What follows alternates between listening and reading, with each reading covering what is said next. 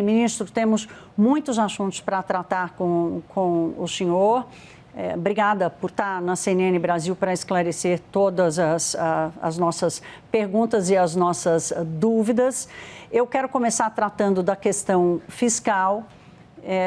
Os economistas fazem uma conta de que o gasto primário do governo, ou seja, aquele gasto real do governo, vai crescer cerca de 20% nos 4 anos do governo Lula, para uma economia que, nesse mesmo período, deve crescer por volta dos 12,5%, entre 12% e 13%, considerando um crescimento deste ano. A inflação, nesses 4 anos, também ficou longe da meta de 3%. Em nenhum desses 4 anos a inflação vai ficar perto, vai conseguir chegar perto dos 3%.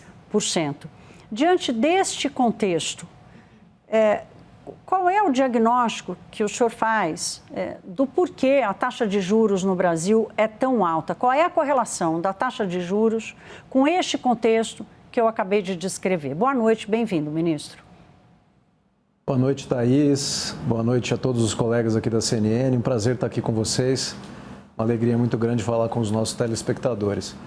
Primeiro, Thaís, que precisa ver com quais economistas você tem conversado e o que eles têm dito. Eu tenho dito que tem uma resposta muito fácil que se dá por alguns economistas que fazem oposição declarada ao governo, que é: o governo gasta muito, por isso a taxa de juros é alta. O que não é verdade.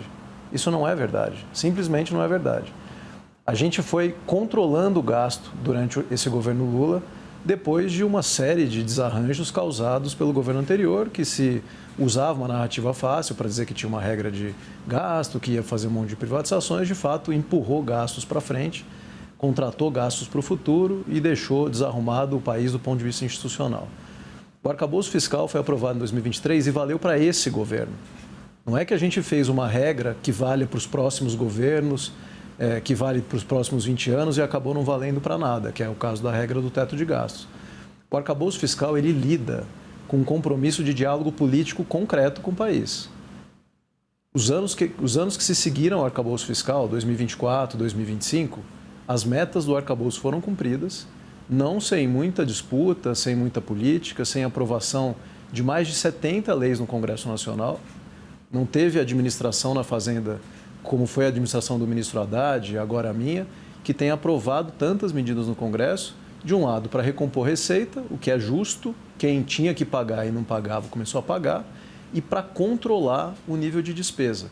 Veja que mais correto do que dizer tem que cortar, tem que cortar, tem que cortar, o que eu digo é: nós temos que manter o controle da despesa pública.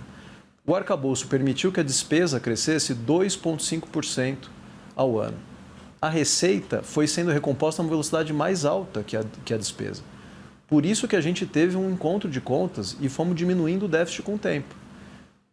O fato do juros ser alto no país, ele tem uma série de outras explicações. O fiscal, ele é parte da explicação do montante de juros de um país. Essa desconexão, mas não é a ministro, bala de prata. Essa desconexão entre o tamanho do crescimento do gasto versus o tamanho da economia, ela não é inflacionária e aí, portanto, demanda uma taxa de juros mais alta? Mas o gasto não cresceu, como você está dizendo. Em 2023, teve um crescimento do gasto, porque os dois candidatos em 2022, o presidente Lula e o seu opositor, estavam prometendo basicamente as mesmas coisas. Fazer um Bolsa Família mais alto. O que nós fizemos foi, a partir de 23, depois da PEC da transição, ir acomodando o gasto no tempo. O gasto não foi crescendo nessa média. O gasto ele cresceu a 2,5% ao ano.